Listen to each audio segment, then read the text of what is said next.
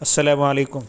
اس وقت کی breaking news یہ ہے کہ رات کے 12:30 بجے 7 مئی کو انڈیا نے پاکستان کے کچھ علاقوں پر میزائل اٹیک کیا ہے۔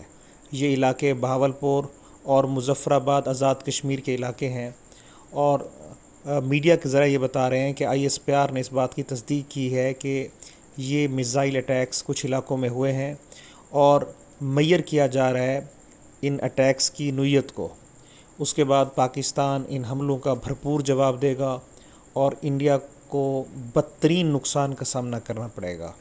پاکستان آرمی اپنی دفاعی صلاحیت کے ساتھ انڈیا کو بھرپور شکست دے گی اور اس کو منہ توڑ جواب دیا جائے گا۔